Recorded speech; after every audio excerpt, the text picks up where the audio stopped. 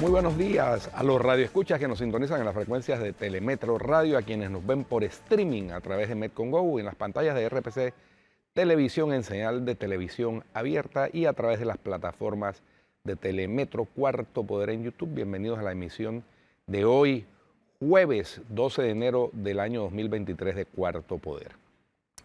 En materia internacional, las noticias más destacadas son, aquí hemos seleccionado una del patio y dos de Europa.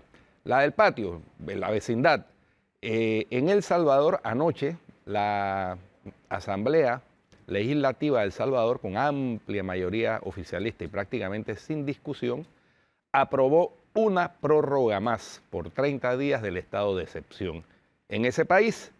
Recordemos que desde marzo del año pasado, está El Salvador en estado de excepción, convocado este estado por el presidente del Ejecutivo que preside Nayib Bukele para supuestamente combatir el pandillerismo. Lo que inicialmente se dijo que iba a ser solamente por 30 días, porque este estado de excepción lo que hace es que suspende las garantías constitucionales. Y con base en esa suspensión de garantías constitucionales se ha perseguido ciertamente a los pandilleros, pero también a mucha gente que no tiene nada que ver con las pandillas, incluyendo medios de comunicación social, que así lo han denunciado, al igual que organizaciones defensoras de derechos humanos que registran más de 4.700 violaciones a los derechos humanos, con detenciones de personas que no tienen nada que ver con el pandillerismo en un movimiento que se ha considerado un claro intento de digámoslo así, asustar políticamente a los adversarios y a los medios de comunicación independientes o de oposición. Muy bien. En Francia, vámonos a Europa, el principal sindicato que tiene que ver con los empleados de las refinerías ha amenazado con una serie de huelgas escalonadas. ¿Y esto por qué?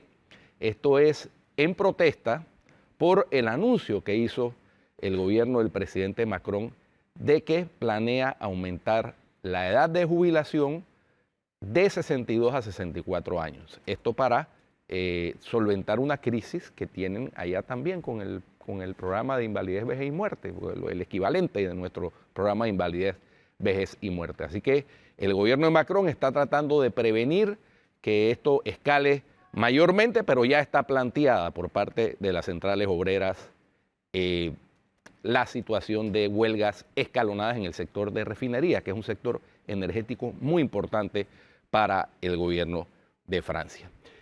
Y ahí cerquita, en Italia, otro paralelismo con nuestro país, y por eso he seleccionado esta noticia, el gobierno italiano abrió o instaló una comisión para frenar el desabastecimiento de medicamentos, entre otros analgésicos y antibióticos. Desde hace semanas en las farmacias de Italia faltan medicamentos de uso cotidiano a base de ibuprofeno o indometacina, así como inflamatorios, antipiréticos, analgésicos e incluso antibióticos. Y el ministro de Sanidad, Horacio Schillaci, ha abierto una mesa, ha instalado una mesa de trabajo permanente para controlar y frenar el desabastecimiento. Así que si por allá llueve, por acá no escampa flor.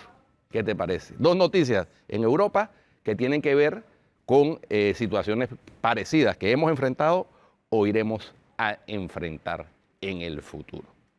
Ya está Flor aquí con nosotros, pero falta que le instalen la indumentaria de la tecnología para que pueda acompañarnos plenamente.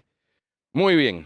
En el campo local, necesariamente hay que comentar la entrevista exclusiva que logró ayer nuestro compañero Atenógenes Rodríguez con el ministro Federico Alfaro Boyd, el ministro de Comercio. Y esto de manera exclusiva y además por primera vez un vocero del gobierno profundiza en los detalles de las conversaciones, porque así lo llamó el ministro, no negociación, sino conversación en aras de redactar el contrato, porque según informó el ministro en esa entrevista, las negociaciones terminaron en enero del año pasado, cuando se está conversando sobre la redacción del contrato para plasmar los acuerdos a que se llegó en enero del año pasado en ese contrato.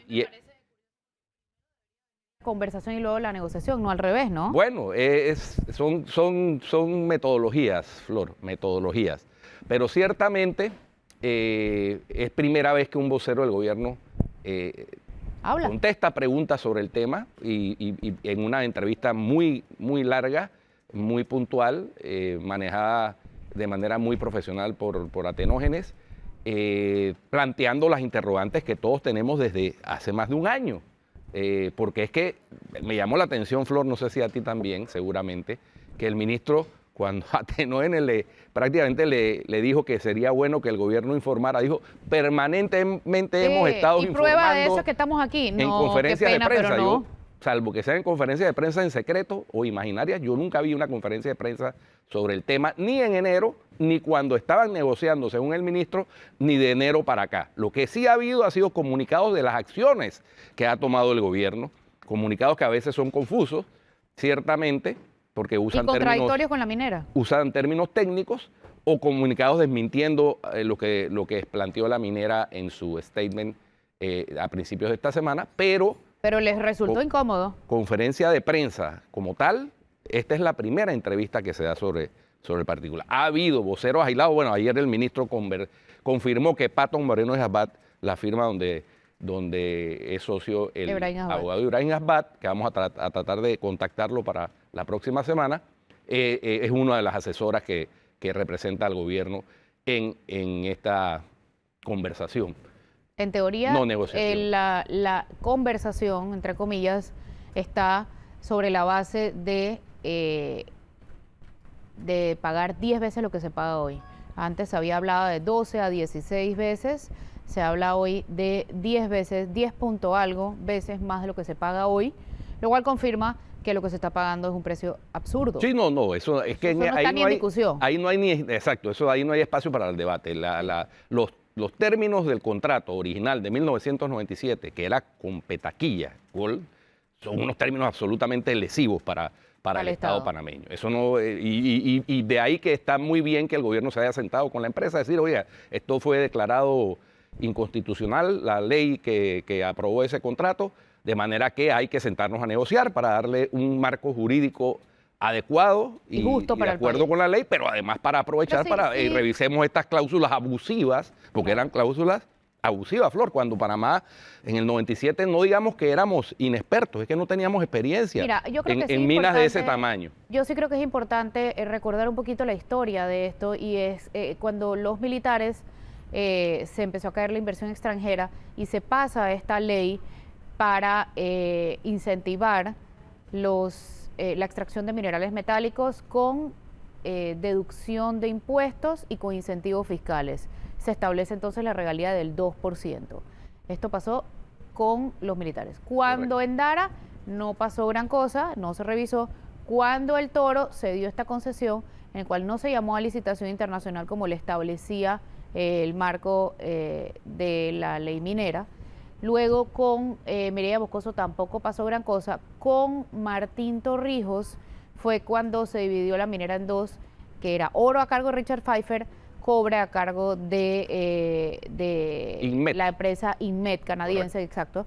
Y esta empresa luego le vende a Petaquilla, a First Quantum, Minera Panamá, y se absorbe, después del problema de Richard Pfeiffer de oro, se absorbe y se vuelve 2 en 1 nuevamente, porque la ley permite vender, concesionar y revender ilimitadamente. Entonces, esto fue cuando el gobierno de Martín Torrijos. Luego vino el gobierno de Ricardo Martinelli y recordemos que él se pronunció en contra de la minería inicialmente, y luego eso tuvo impacto en las acciones, y luego pasó el problema de Financial Pacific. Y también pasó la ley Chorizo, que en teoría, en su parte principal, en su core, modificaba el código minero. Pero bueno, pasó la ley Chorizo, con los muertos y todo, ¿te acuerdas? No pasó la ley Chorizo, o sea, intentó pasarla. Sí, pasó, sucedió el episodio de la ley Chorizo. Con todas las protestas que eso causó y bueno. En efecto, eso fue con Martinelli. Con Varela se renovó el contrato eso fue el 30 de diciembre del 2016, sin ningún tipo de estudio, sin auditoría, sin debate, sin consulta pública. Y ahora pues se está renovando nuevamente el contrato. Sí, pero Esas ¿sabes son por las qué? historias por gobierno. Así, ¿sabes por qué se renovó así? Porque así lo establece la cláusula quinta del contrato. Por supuesto, que Es si que es cumplían un contrato lesivo. Claro, claro. Así es. Pero hecho mal desde el inicio, o sea, es lo que mal empieza ahí, está mal terminando, sí, ¿no? sí. Entonces Bueno. ahora lo que está pidiendo la empresa es seguridad jurídica que está en teoría en juego en estas negociaciones. Oye, otra, algo que quiero destacar de la entrevista son las respuestas, hombre, un tanto evasivas que en determinados temas daba el ministro. Por ejemplo, a Tenor le pregunta cómo es eso de que la minera ahora quiere de los 375 millones que dice que está de acuerdo, deducir una serie de cosas, pero que no, o sea, que se descuenten. ¿Te acuerdas mi símil de Jack Warner y la selección de Trinidad y Tobago? Y el ministro contestó otra cosa. Contestó, se fue por las ramas, contestó algo que no tenía que ver con la pregunta. Así que me llamó la atención, pero bueno, Mira, primera vez que dan la cara. primera vez que dan la cara, ministro. pero yo esperaba quedar más tranquila, por ejemplo, y quedo con exactamente las mismas dudas. Todavía no sabemos quién es el equipo oficial, solamente se confirmó lo de Pato Moreno y Asbat en manos de Brahim Asbat, que se vende ya abiertamente como coordinador del equipo de abogados que representa al gobierno en la negociación con la mina, pero todavía no me queda claro quiénes forman parte de esta mesa. Yo creo que lo merecemos saber. También merecemos saber si el problema está en la palabra fijos, como hemos hablado aquí, y han confirmado algunos invitados que conocen sobre el tema, o si el problema radica en discusiones de temas de seguridad jurídica. Yo pensaría que eso es importante que lo conozcamos. ¿Y cuánto se está negociando? Si 10, 12, 16, 24, 36, 48 veces más de lo que pagan hoy. Creo que eso no ha quedado claro y creo que es una discusión sana que tengamos. La información que se ha manejado desde el así, digámoslo así, por separado, es que es entre el 12 y el 16% de Ayer me las utilidades. confirmaron que es el 10. Alguien que está en No, 10 veces lo que 10 se veces pagaba. Lo que se hoy. pagaba era 2%. Claro. Lo que pasa es que lo que se pagaba era 2% de la facturación. Ahora la propuesta que se ha sabido, que está dentro de lo acordado, es entre 12 y 16% de las utilidades. Es mayor porcentaje, pero es las Menos, utilidades que sí. es menos, porque las utilidades tú deduces los gastos de operación, personal, Sí. etcétera. Entonces, es menos la base. El mayor el porcentaje, pero menor la base. Sí. Entonces, ¿cuántas veces más será de lo...? Bueno, el ministro dio una cifra interesante ayer en la entrevista. Dijo que de 1.400 millones de dólares de utilidades que obtuvo la empresa en el año 2021, Panamá hubiera recibido, lo que da a entender que no lo ha recibido, y eso lo confirmó en otra entrevista que tenemos que preguntarle por eso y traer a Ibrahim Asbat, que la minera, que el gobierno no ha querido recibir las regalías porque el contrato fue declarado inconstitucional. Y entonces no ha querido, digámoslo así, avalar algo que no tiene sustento jurídico y por lo tanto se ha negado a recibir las regalías. Yo tengo dos puntos sobre esta negociación que me gustaría concluir y terminar antes de cambiar de tema, Guido. Uno, es que no es sano este rifirrafe que se están cargando y que uno contesta, el otro. Esto tiene que ser una comunicación en conjunto. Es una negociación demasiado importante, con un monto demasiado significativo para el país, como para que uno dé una conferencia telefónica, el otro reaccione y diga, eso no es verdad. Esto se soluciona con comunicación en conjunto y comunicación formal. Es lo que merecemos, es lo correcto además. Ese es el primer punto, no sé si coincides. Totalmente. O sea, lo hemos planteado aquí. Sí, Eso, o sea, esto de que el ministro de una entrevista acá, que no hablen hasta ahora por primera vez, o sea, realmente me parece que eso no ayuda y no le da ni seriedad, ni le imprime credibilidad ni legitimidad a esa negociación. Eso es lo primero. Y lo segundo es, hay un hecho y es que cuando se estaba haciendo la mina acá y se estaba renegociando la renovación de ese contrato en el 2016, el presidente era Varela, y Varela se reunió creo que como 8 veces con los CEOs de la minera, porque porque hubo cambio de CEOs, o sea, no, por eso no hablo de un CEO, pero el presidente Varela sí en su momento se reunió con ellos y fue a la mina incluso.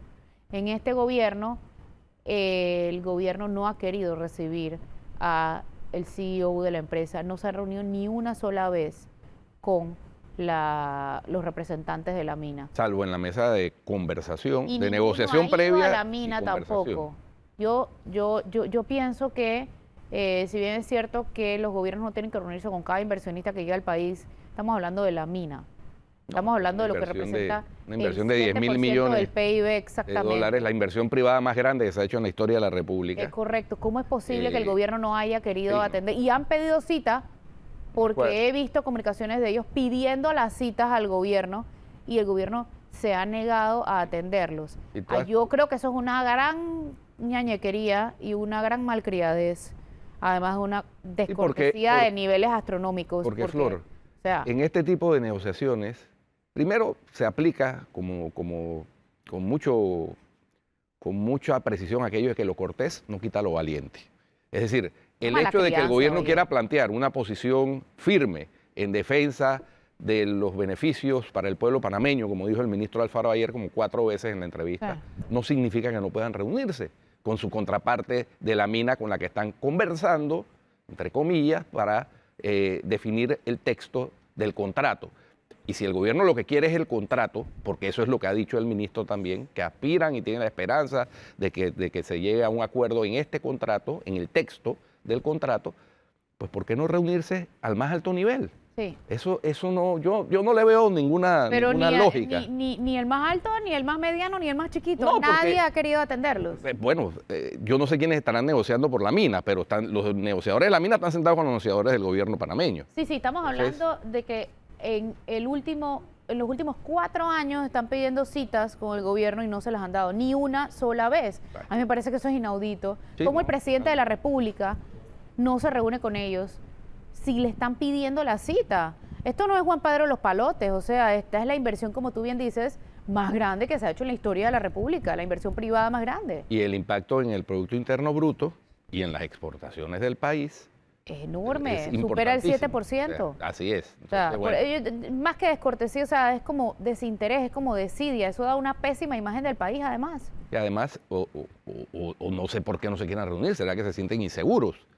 Porque si yo estoy seguro de mi posición firme, ¿qué me resta reunirme con la contraparte con la que estoy conversando sobre el texto de un contrato que quiero celebrar? Y si es para que no se preste para malinterpretaciones, hay un montón de recursos y herramientas de comunicación que servirían para que eso no se preste para malinterpretaciones. Oye, Por se ejemplo, puede. hacer la reunión en un lugar público. Por ejemplo, invitar a los medios de comunicación. Por ejemplo, grabar la conversación. Así Por es. ejemplo, tener otras personas ahí de testigo y que no fueran Testigo. 2 personas para que después se diga que hubo un mal manejo. Hay 1000 maneras, pero no atender es una descortesía por completo.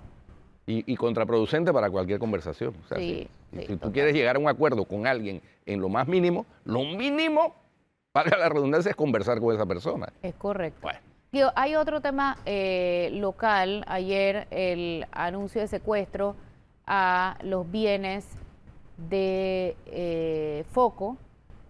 Yo pienso, a mí me preocupa, no solamente porque es un medio de comunicación, sino porque coarta la libertad de expresión, y lo mismo pasa y se suma a esto a la condena contra el diario La Prensa por parte de Roberto Durán y las ya varias decisiones de la Corte Suprema de Justicia que van en contra de la libertad de expresión y el acceso a la información. Tú has sido abogado de temas de libertad de expresión, no sé cómo veas tú ese tema. sí, aquí hay que distinguir, porque una cosa es los procesos penales que se surten en contravía de las normas mínimas sobre libertad de expresión y principios básicos sobre libertad de expresión, y procesos civiles que no es que no se surtan con los mismos principios, porque esos principios aplican, y la acción de secuestro contra los bienes de Foco, Medios Digitales Transparentes, Anet Planels, Móvil, Mauricio Valenzuela. etcétera, Mauricio Valenzuela. Porque ¿qué resulta? Que nuestra legislación civil permite simplemente que afianzando o caucionando una persona puede pedir ante un juzgado civil un secuestro de los bienes de quien va a demandar, porque no, ni siquiera tiene que demandarlo, tiene 8 días para presentar la demanda. Entonces ahí hay una distorsión evidente de nuestro sistema de procedimiento civil. Ojalá que en el nuevo Código de Procedimiento Civil, Código Procesal Civil, que presentó ayer ante la Asamblea la presidenta de la Corte Suprema de Justicia, se haya tenido en cuenta esa distorsión que a mi juicio, Flor, y de varios abogados con que hemos conversado sobre esto, son violatorias de derechos humanos, de garantías fundamentales, incluso del debido proceso. Y eso está plasmado en nuestra legislación. Sí. Peor aún, si la persona que demanda o que va a demandar, que solicita el secuestro, cautiona en efectivo, la otra, el que va a ser demandado, que ha sido secuestrado, solo puede levantar el secuestro depositando en efectivo. Entonces, cuando tú tienes de demandante a un multimillonario y tú eres una persona que no tiene esos recursos, estás condenado a que te secuestren tus bienes sin poder levantar el secuestro. Pero es que además, eso para mí pone en desventaja evidente en contra del debido proceso a una persona que va a ser sujeto de una demanda civil. sí, eso es además incompatible y es desproporcionado. Totalmente. Además de que es anticipado porque no hay una Sí, investigación. no, porque se supone que es como una medida cautelar o precautoria Sí. para evitar que la demanda, en caso de que se presente, tenga un resultado ilusorio, si Pero la persona genera se autocensura. insolventa, etcétera. Hay muchas acciones para evitar eso. Está la opción pauliana, que es para, si la persona se insolventó, se puede retrotraer el estado de sus bienes al momento en que, antes de que cometiera esa insolvencia, que para mí también califica como insolvencia punible. Pero bueno, mientras tengamos estas distorsiones en nuestro sistema, esto va a seguir sucediendo, Sí. desafortunadamente. Pero es desproporcionado, ese es el punto. Totalmente. Lo mismo que las multas a los diputados, Y olvidémonos de los personajes involucrados en este caso en particular.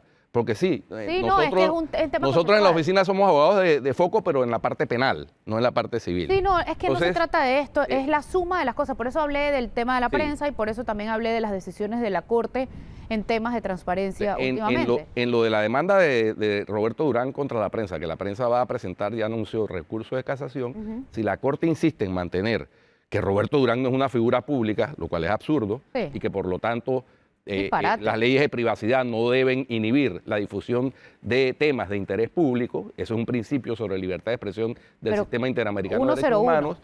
Si la Corte insiste en eso, eso va a terminar en la Comisión Interamericana de Derechos Humanos y seguramente en la Corte con una condena al Estado panameño.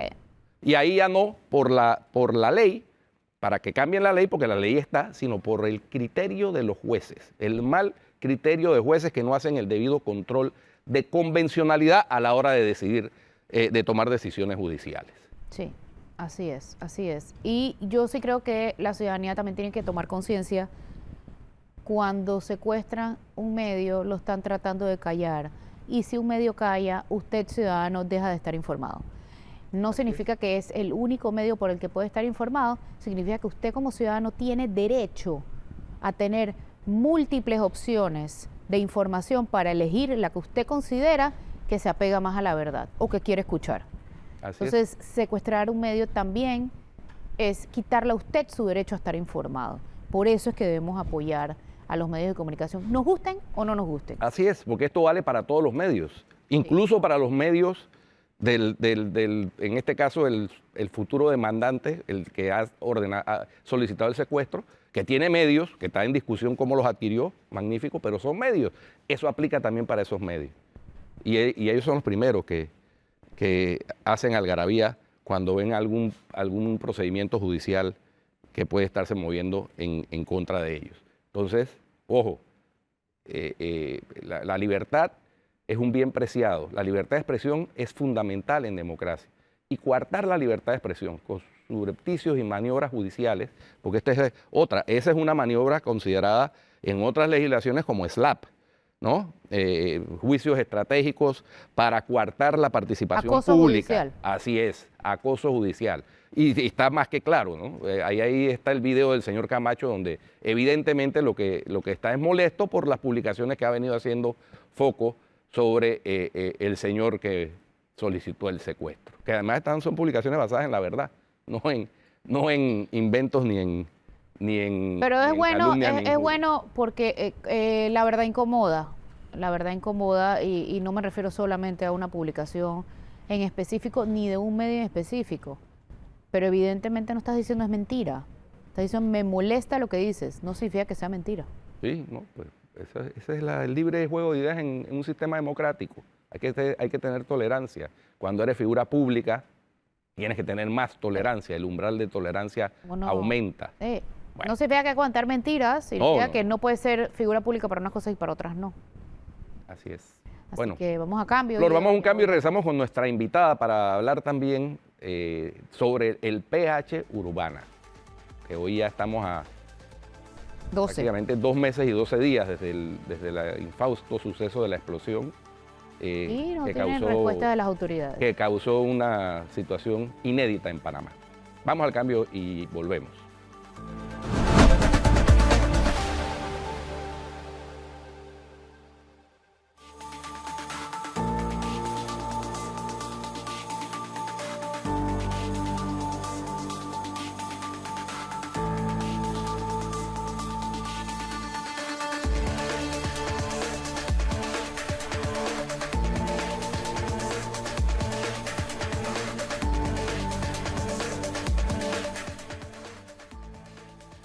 De regreso en Cuarto Poder tenemos ya nuestra invitada Rorixa Marciaga, es residente en el pH Urbana, el edificio que tristemente celebre por la explosión del 1 de noviembre. Bienvenida, Rorixa. Gracias. Cuéntanos cómo va el tema del pH Urbana, qué es lo que se ha sabido hasta la fecha, cómo va el tema de que la gente vuelva a sus casas. Y yo sí creo a sus importante apartamentos. hacer una aclaración y es, no estamos tocando el tema por primera vez, sabemos, porque tú dices, cuéntame cómo va, sabemos cómo va de boca de otras personas y vemos una diferencia en las versiones de varios residentes y abogados de residentes. Entonces el tema lo hemos abordado, hemos tratado de escuchar otras versiones, entendemos que no todas son ciertas, curiosamente, todos están en la misma situación, pero todos tienen una versión diferente de los hechos y por eso es que yo pregunta, cuéntanos, como si no supiéramos, porque tuvimos a alguien con otra versión. Entonces, primero, ¿por qué hay una diferencia de versiones? A mí eso me tiene preocupada, porque ni ustedes están de acuerdo. Sí, primero gracias por la oportunidad en este programa. Yo represento a un grupo de líderes que hemos tenido que tomar la batuta como propietarios, de la gran mayoría, no podemos decir como bien indicas, de todos, porque evidentemente hay posiciones individuales e intereses individuales conforme a la afectación que ha tenido cada propietario. Y hay posiciones también propietarios que tienen de alguna u otra forma las representaciones legales y tienen abogados individuales representándolo en cada uno de sus casos. Nosotros la información que manejamos hasta el momento es, uno, todavía seguimos con el Ministerio, esperando respuesta del Ministerio Público. Esta respuesta está dilatada en primera instancia porque estamos esperando todavía los informes de los cuerpos de bomberos y estamos esperando el informe de la Universidad Tecnológica. ¿Cuáles informes? Bueno, el tema de la estructura, las pruebas de hermeticidad, el tema de los informes que tienen que ver con la explosión y la causa de la explosión realmente cuál fue, y realmente esos peritajes son los que necesita el Ministerio Público para poder avanzar en la investigación. Nosotros hemos tenido reuniones y hemos acudido como propietarios y víctimas al Ministerio Público para hacer consultas y tener acceso a la información que se maneja hasta el momento, y lo que estamos en espera es de que la Universidad Tecnológica y el Cuerpo de Bomberos nos dé respuesta al Ministerio Público y al país. O sea, nosotros aspiramos a la final que nosotros, los propietarios, tengamos certeza de saber qué fue lo que pasó y conocer por parte de ellos, que son los entes autorizados, cómo va el proceso de la investigación, los informes que se han avanzado, lo que se ha entregado al Ministerio Público para que nosotros y el país entero podamos estar tranquilos de la situación del pH urbana. Ahora, en paralelo se está tramitando todo el tema de la ocupación. El pH, y quiero ser bien clara en esto, no está ocupado en este momento. A nosotros nos han dado permiso a los ajustadores de los seguros y a los residentes acceder para distintas pruebas que se están realizando desde el punto de vista de que la promotora ahora tiene que cumplir para poder nuevamente avanzar con lo que indica el DOIC, la Dirección de Obras y Construcciones del municipio de Panamá, para que nosotros podamos reocupar el peaje.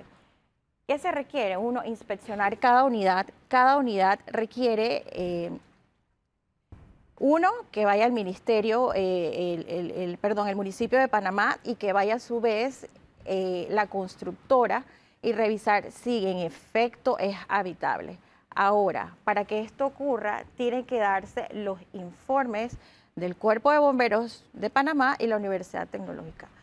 Al paralelo, si esto no se da, nosotros no podemos ocupar el peaje.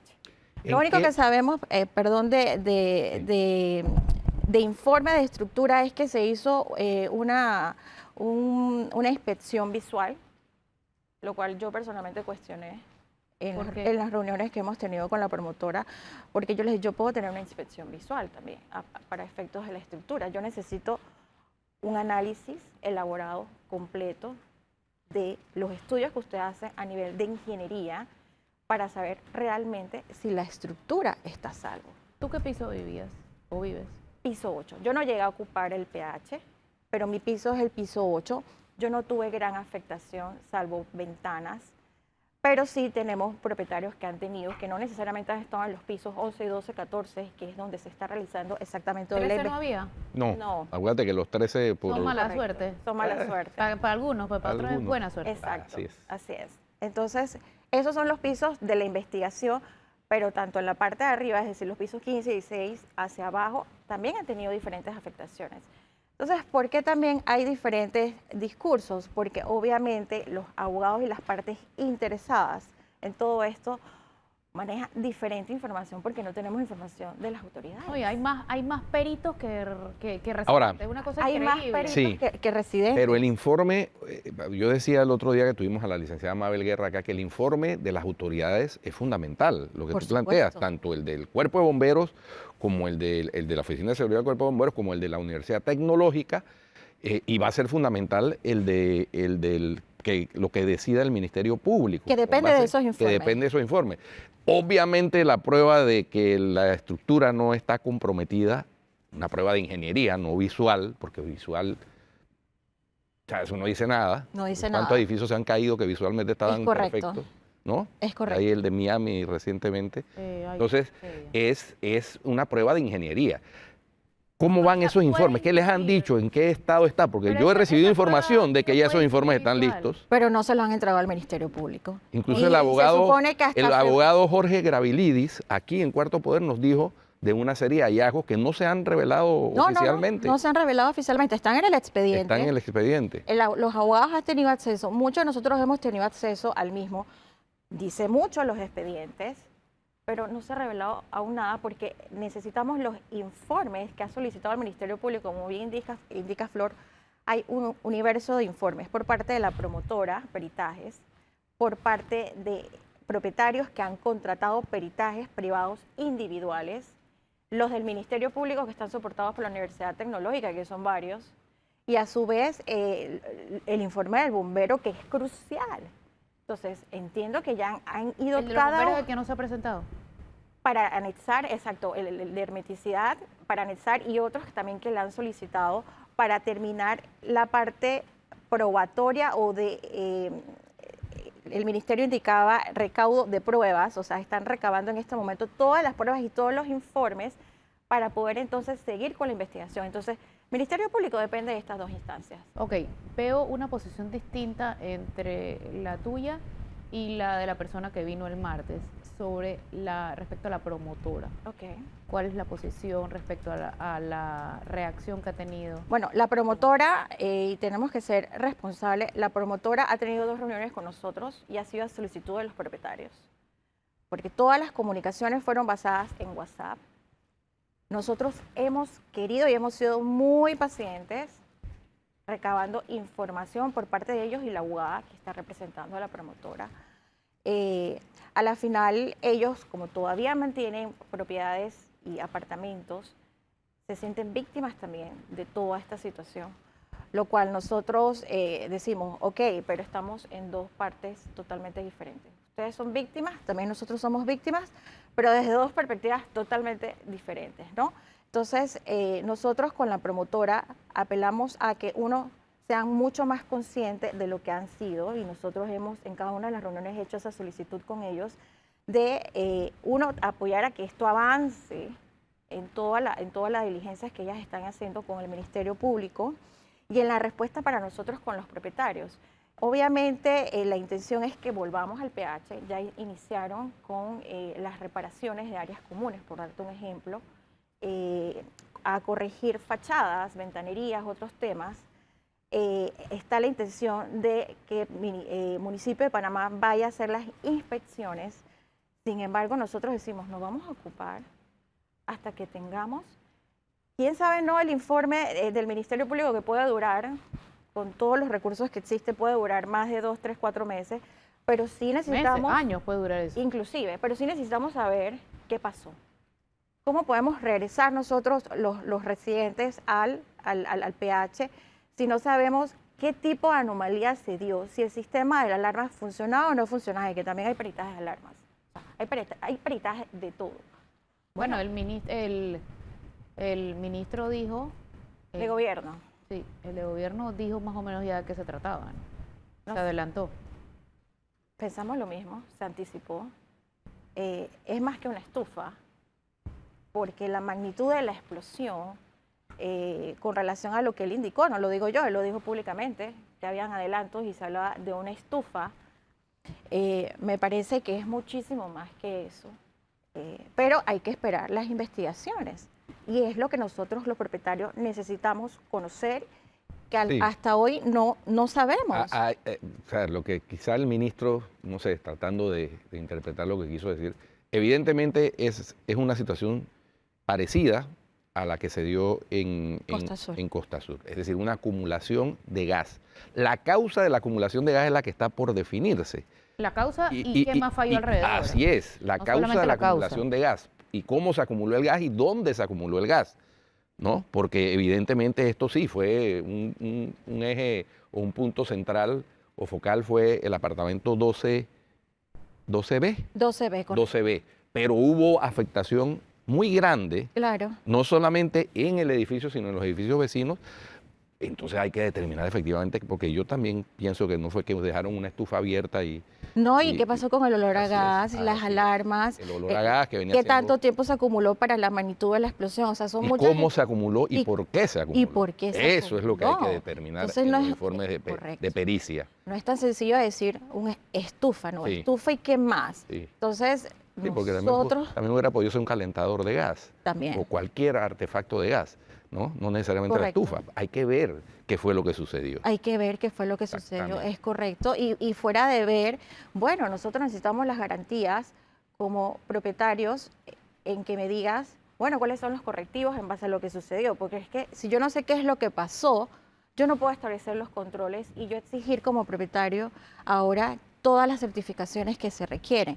Entonces, detrás de todo esto están los bancos esperando respuesta, las aseguradoras, aseguradoras están también, sí. esperando respuesta. Hay cantidad de propietarios que están pagando alquileres adicionales, regresaron con sus familias, regresaron en apartamentos alquileres anteriores.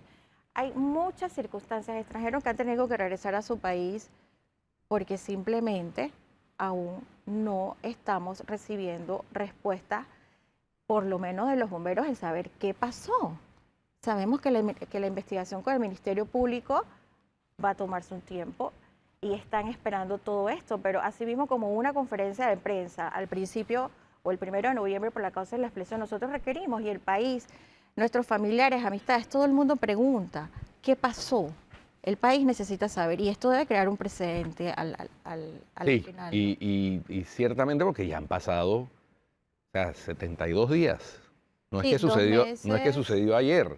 Entonces, ya hay suficiente lapso de tiempo para que haya más o menos una hipótesis creíble y razonable de cuál fue la causa de esta explosión. Y eso destraba toda esta serie de situaciones que planteas, de qué van a hacer los bancos, cómo van a reaccionar las aseguradoras, O sea, no reaccionar, sino con base en qué. Porque todo esto al final del tema es un tema jurídico. Es un tema Es jurídico. un tema jurídico, es un tema que de un bien inmueble en donde había una serie de contratos de compraventa ejecutados, ya sea con hipoteca, ya sea mediante pago directamente, o sea, sin hipoteca, es decir, y bienes asegurados, porque los que tienen hipoteca tienen un seguro. Es correcto. ¿No?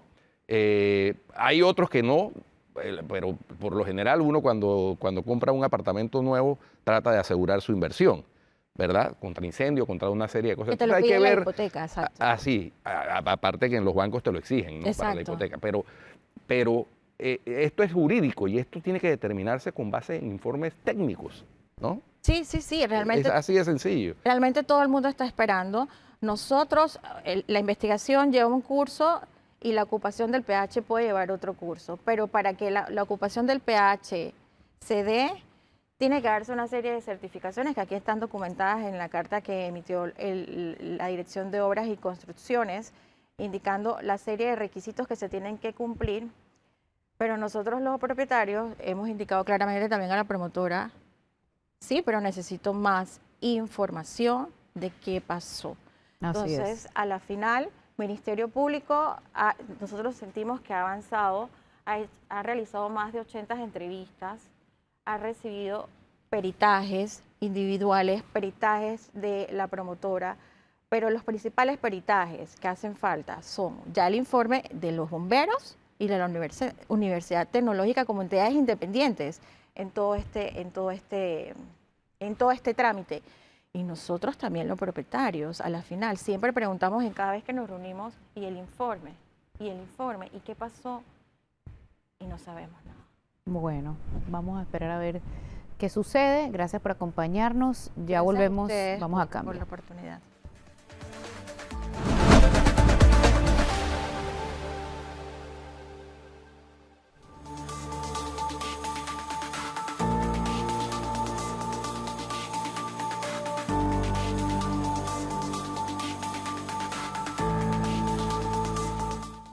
Hola, ya estamos de regreso con más. Oye, de regreso con más Flor.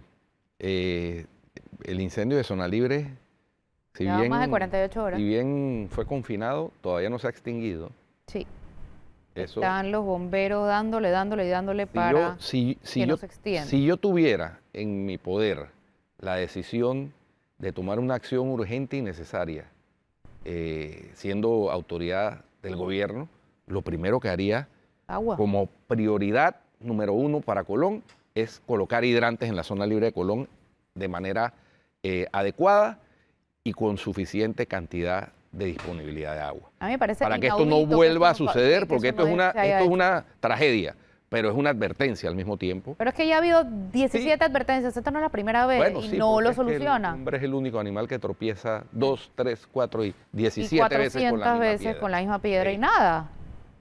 Pero No. bueno, No para es eso- la inversión más millonaria, no se está pidiendo que se construya un nuevo casco. No. Hidrantes.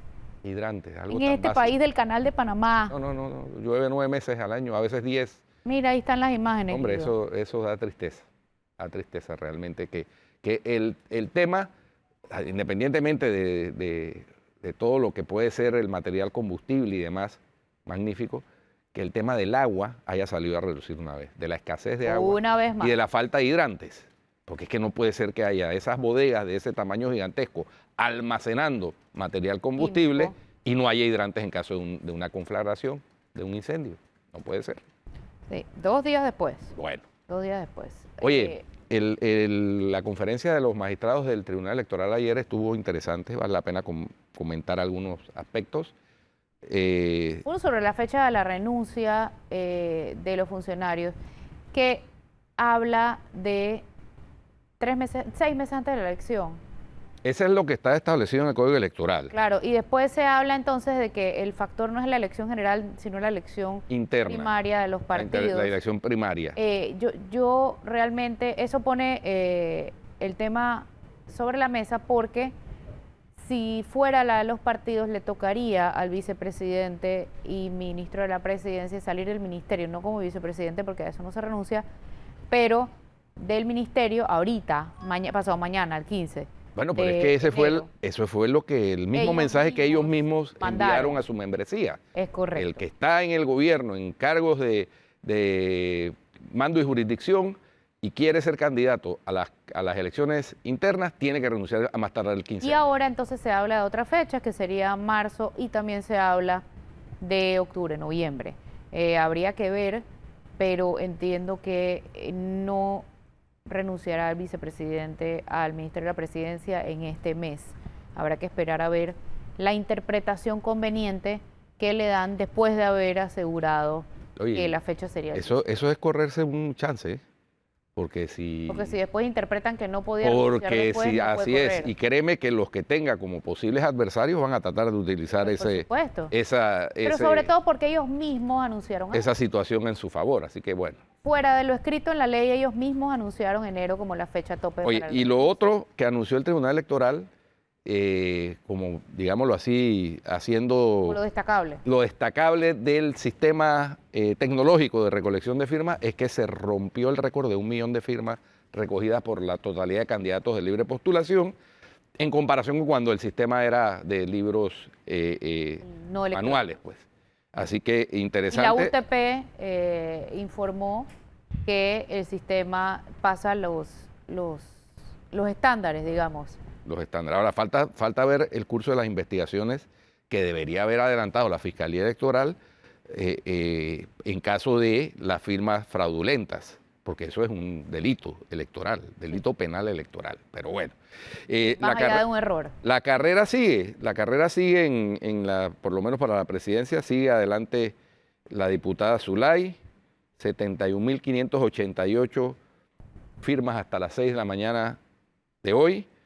Melitón Arrocha, 64.749, algo menos de 7.000 de ventaja, le lleva la diputada. Francisco Manuel Carreira, 44.774 y Eduardo Antonio Quirós, 43.944. Ahí en ese tercera y cuarta posición hay una competencia interesante porque Carreira se lo pasó, pero Quirós le recorta. Es decir, está muy interesante. Y bueno, detrás pero a mí me parece llamativo que los dos primeros lugares son de personas que no han renunciado a sus partidos. Sí. O sea, bueno, desfigurando completamente y a eso también se refirió, ¿no? el magistrado Eduardo Valdés, que dijo que desafortunadamente el Código Electoral no contempla la prohibición, debería contemplarlo. Sí. Debería contemplarla, y ese fue un mensaje también que ojalá en las próximas reformas electorales se contemple esa prohibición, porque no puede ser que usted corra en la pista de grama y corra también en la pista de arena al mismo tiempo. Eso los dos primeros lugares que caso se vuelan por cancha en más de 30% de las firmas al tercer lugar. Y simplemente el hecho de que estén dos personas de partidos políticos que no han renunciado a sus partidos muestra el concepto tan y en el caso de una es diputada en ejercicio de la República. Sí. Entonces, peor aún, diputada de ese partido. Al final nadie les cree, no son ni independientes ni de partido, son como un Chana y Juana ahí que... Y otra competencia interesante se da en el quinto y sexto lugar, entre Kathleen Levy y la profesora Maribel Gordón. Ahí están también... están pegaditas. Sí, relativamente. Pero... ahí yo creo que... 1.800 y tantas firmas de diferencia. A mí me parece más llamativo que el cuarto y quinto lugar, que al final no va a hacer una diferencia.